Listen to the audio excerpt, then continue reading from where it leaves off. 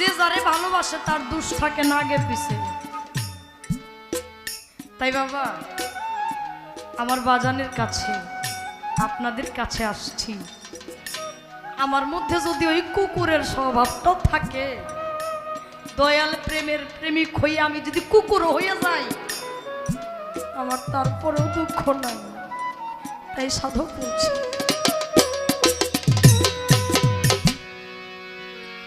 বিনা মাইলা গুলাম তোমার, বিনা মাইলা গুলাম তোমার, লাগবে না পয়সা করি আমার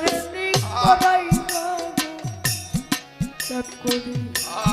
মকবুল চান তোমার বাড়ি, রঞ্জু চান তোমার বাড়ি, আমারে করাইবা